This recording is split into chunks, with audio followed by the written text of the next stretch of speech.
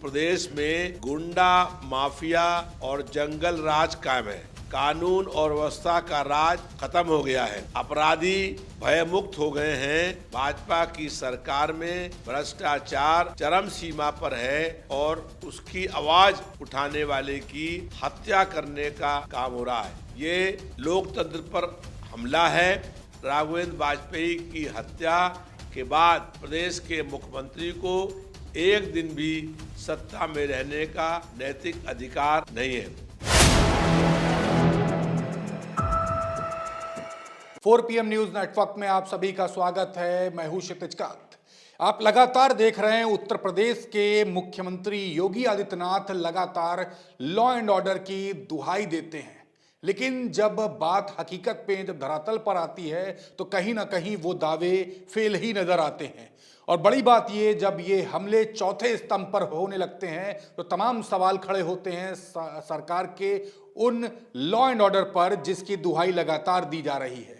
आपको बता दें, सीतापुर में एक पत्रकार पर हमला होता है और हमले के बाद उसकी हत्या कर दी जाती है। उससे पहले बक्सर में यही घटना होती है और लगातार ये जो घटनाएं हो रही हैं, ये सवाल लगातार लॉ एंड ऑर्डर पर खड़ा कर रही हैं। हम इस समय राजधानी लखनऊ के मध्य विधानसभा के विधायक रविदास मल्होत्रा जी के साथ में हैं। हम बात करेंगे लॉ एंड ऑर्डर पर। तमाम दुहाई दी जाती है सत्र के दौरान, आप लोग भी तमाम सवाल खड़े करते हैं, लेकिन सच की कलम कहीं ना कहीं दबाने का प्रयास हो रहा है। अब सीतापुर के पत्रकार की हत्या हो गई।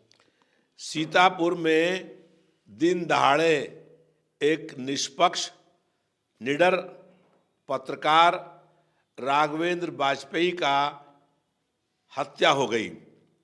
ये हत्या से स्पष्ट हो गया कि प्रदेश में गुंडा माफिया और जंगल राज कायम है। कानून और व्यवस्था का राज खत्म हो गया है। अपराधी भयमुक्त हो गए हैं। जो निष्पक्ष पत्रकार राघवेंद्र वाजपेयी काफ़ी समय से सरकार के भ्रष्टाचार के बारे में लिख रहा था, उसकी हत्या होने से ये भी स्पष्ट हो गया है कि भाजपा की सरकार में भ्रष्टाचार चरम सीमा पर है और उसकी आवाज़ उठाने वाले की हत्या करने का काम हो रहा है। ये लोकतंत्र पर हमला है। एक पत्रकार राघवेंद्र वाजपेयी की हत्या नहीं हुई है, आज लोकतंत्र की हत्या हो गई है।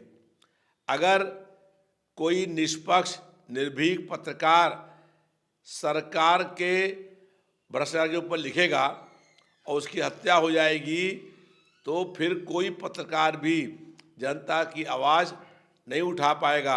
और भाजपा सरकार यही चाहती है कि जनता की आवाज़ कोई निर्भीक पत्रकार ना उठा पाए। दिन दहाड़े सीतापुर में राघवेंद्र वाजपेयी की हत्या के बाद प्रदेश के मुख्यमंत्री को एक दिन भी सत्ता में रहने का नैतिक अधिकार नहीं है। हम ये मांग करते हैं कि तत्काल रूप से राघवेंद्र वाजपेयी की हत्या की जांच कराई जाए और उनके परिवार के लोगों को 1 करोड़ रुपए का मुआवजा और एक नौकरी प्रदेश सरकार देने का काम करे। तत्काल रूप से जो हत्यारे हैं उनको गिरफ्तार किया जाए और पत्रकारों की सुरक्षा के लिए विशेष व्यवस्था की जाए। नेताजी, आप लगातार आवाज बुलंद करते रहे हैं। विधानसभा के दौरान भी देखा कि तमाम ऐसे मुद्दे जिस पर भ्रष्टाचार हुए, चाहे वो स्वास्थ्य से जुड़ा हो, चाहे वो किसी भी विभाग से जुड़ा हुआ, आपने लगातार आवाज बुलंद की है, लेकिन पत्रकारों संबंधित आवाज आज तक विधानसभा में इस तरीके से बात नहीं हुई। इस पर क्या कहेंगे? विधानसभा के अंदर मैंने कई बार प्रश्न लगाए कि उत्तर प्रदेश में कितने पत्रकारों को भाजपा सरकार में गिरफ्तार किया गया। पिछले 7 सालों में जो पत्रकार गिरफ्तार हुए हैं वो किन किन जेलों के अंदर बंद हैं और उन पर क्या क्या मुकदमे लगाए गए हैं। लेकिन हमारा प्रश्न स्वीकार होने के बाद भी उसमें जवाब नहीं दिया गया और उसको आगे स्थगित कर दिया गया। तो भाजपा की सरकार जो है वो लोकतंत्र पर लगातार हमला करने का काम कर रही है। विपक्ष की और जनता की आवाज़ दबाई जा रही है, और जब पत्रकार की दिन दहाड़े हत्या हो जाए तो इससे स्पष्ट है कि आम आदमी कितना भयभीत है और अपराधी कितना भयमुक्त हो गए हैं। जिन अपराधियों की पुलिस तलाश कर रही है, ऐसे अपराधी जो है वो मंत्रियों की गाड़ियों में घूम रहे हैं, और इस वक्त भी जो उत्तर प्रदेश के जो डिप्टी सीएम हैं उनके काफिले में अपराधियों की गाड़ियां चलती हैं, घूमती हैं, उन पर कोई कार्रवाई नहीं हो रही है, जिसके कारण से अपराधों में बेतहाशा वृद्धि हो रही है, और अब पत्रकारों की भी हत्या होना शुरू हो गया है। नेताजी, लगातार आप लोग अपराध और अपराधियों पे सवाल खड़े करते हैं। आप ही ने एक इंटरव्यू के दौरान हमारे साथ आपने कहा था कि अगर प्रदेश के टॉप 10 माफियाओं की अगर लिस्ट निकाली जाएगी तो वो भाजपा से निकलेंगे, लेकिन अभी तक कोई ऐसी सूची जारी नहीं की गई। हम फिर दावे के साथ कह रहे हैं कि प्रदेश सरकार के मुख्यमंत्री और सरकार में अगर हिम्मत है तो उत्तर प्रदेश के टॉप 20 अपराधियों की लिस्ट सरकार जारी कर दे, जिनके ऊपर 50 से अधिक हत्या, अपहरण, बलात्कार, फिरौती के आरोप हैं। अगर वो सरकार लिस्ट जारी कर दे तो पूरा प्रदेश जान जाएगा, और 20 अपराधी जो हैं वो भारतीय जनता पार्टी के नेता हैं। पूरा प्रदेश जान जाएगा कि भारतीय जनता पार्टी में सारे अपराधियों की पार्टी हो गई है। नेताजी, एक बात और की जाए, आप लोग एक फॉर्मूला लेकर चलते हैं पीडीए, जिसमें पिछड़ा, दलित, अल्पसंख्यक के साथ में अगड़ा भी। यहाँ पे जिस पत्रकार की हत्या हुई वो ब्राह्मण समाज से आते हैं, और जो मौजूदा सरकार है वो कहीं ना कहीं माना जाता है कि फेवरेबल है ब्राह्मणों के लिए और ठाकुर समाज के लिए, फेवरेबल है, अपर कास्ट की मानी जाती है। लेकिन उसके बाद भी ब्राह्मणों का इस तरीके से उत्पीड़न जब होता है तो मन में क्या आता है आपके?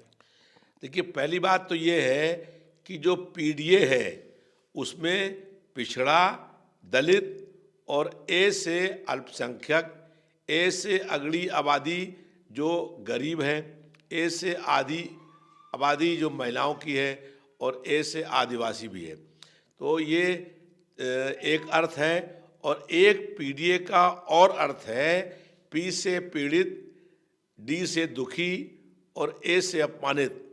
तो जो पीड़ित, दुखी और अपमानित है उनकी लड़ाई भी हम लोग लड़ने का काम करते हैं, और आज सबसे अधिक जो पीड़ित है, दुखी है वो और अपमानित है, वो पत्रकार है जो निष्पक्ष रूप से बिना डरे हुए सरकार के खिलाफ लिखता है, और उसका लगातार सरकार अपमान कर रही है, उसकी हत्या कर रही है, और वो बहुत परेशान है। इसलिए हम लोग जो ऐसे पत्रकार हैं जो बहुत बहादुरी के साथ, हिम्मत के साथ सरकार के खिलाफ लिख रहे हैं, सच लिख रहे हैं, हम लोग उनके साथ खड़े हैं। आगे क्या आप लोग की या समाजवादी पार्टी की आगे क्या रणनीति होगी पत्रकारों को लेकर के? ये जो विभत्स जो घटना हुई है इस पर आप लोग का क्या स्टैंड रहेगा?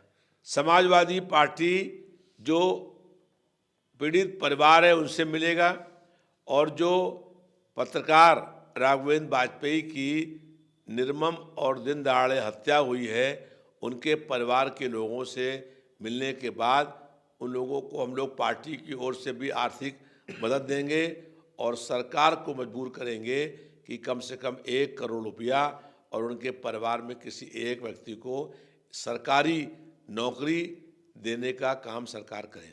बहुत बहुत धन्यवाद। तो हमारे साथ रविदास मल्होत्रा जी थे। बड़ी बात यह कि सीतापुर में दीन दहाड़े राघवेंद्र वाजपेयी जो कि एक निर्भीक पत्रकार थे, उनकी हत्या कर दी जाती है। और बड़ी बात यह कि भारतीय जनता पार्टी की जो मौजूदा सरकार है, जो लॉ एंड ऑर्डर की दुहाई देता है, उस लॉ एंड ऑर्डर के कहीं ना कहीं ज़मीनी स्तर पर फेलियर हो जाता है।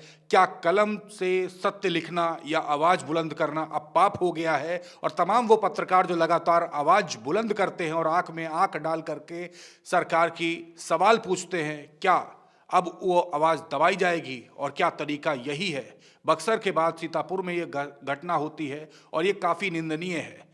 जुड़े रहिएगा 4 PM न्यूज़ नेटवर्क के साथ। तमाम अपडेट्स आप तक लाता रहूँगा और पत्रकारों से जुड़ी हुई जो तमाम मुद्दे जो हैं वो भी उठाए जाएंगे। मैं हूं क्षितिज कांत, कैमरा पर्सन शुभम के साथ 4 PM न्यूज़ नेटवर्क के लिए। धन्यवाद।